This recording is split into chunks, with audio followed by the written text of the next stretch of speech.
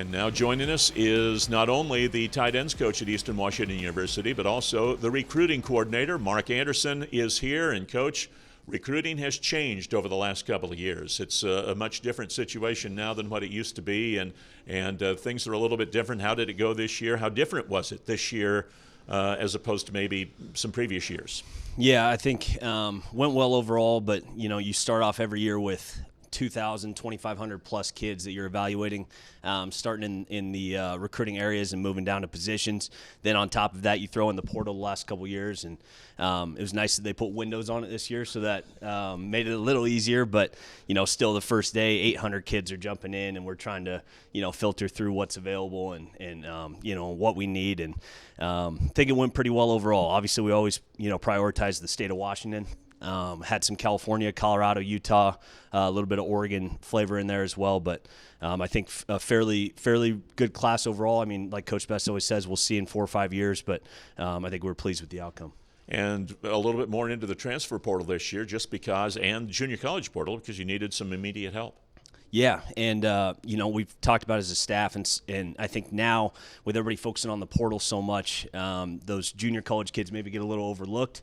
I think we found some value there, found a little bit of value in the portal as well. But it's nice to get some immediate help because those guys have game film and they have collegiate experience. So I think we were able to find some pieces that fit there. Let's talk about your position now. Tight end, a couple of names that have been added to the list. One came in December, one came in this recruiting class. Let's start with the transfer player that you got in December. Young man out of San Diego State in J.P. Murphy. He's got a big catch radius here we're going to get to see in the highlights. Sure does. 6'4", 245 pounds. He's been on campus. He's in school right now, and I think he's done a really, really good job for us to this point. Now, we haven't put pads on yet, but he's done a phenomenal job in the weight room. He's fit into the culture of the room really, really well. And when you talk transfers, I think sometimes you're hung up on how do they fit in the culture of the program and position, but he's done an excellent job fitting into this point. And he's a guy that you can even play some outside, which you guys do with your tight ends some here. Yeah, I think when you're looking at tight ends here, you need that versatility. You need the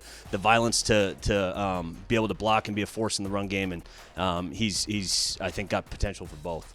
And here in the February signing period, one name to add to the list, that is Keegan Rungan, a young man out of the state of Washington from Tumwater. Yep. We've had success at Tumwater in the past. From Black Hills High School out of Tumwater. He's, Coach Baldwin's done a phenomenal job with that program. They made state, ended up playing Linden, state for the first time in a while. But Keegan's a huge kid. He's interesting because he was listed at 6'3", I think 200 when we got the initial list, last spring. And he walks in to visit to a game day visit, and he's 6'5", he's 235 pounds. He looks phenomenal. Dad, Chris, was starting guard on the 91 UW National Championship team. Mom, Keisha, is great as well, but he's got a super high ceiling, and we're very excited about him. And so that is the tight end class here for 2023 at this point in time. Coach, thanks for the time. Thanks for the overview on the class, and we appreciate it. Appreciate it as always, Larry. That is Marc Anderson. When we come back, we move to the next position. We go to defense now. That is defensive coordinator Jeff Copp. He'll talk linebackers next on the Eastern Washington University Recruiting Special here on ESPN+.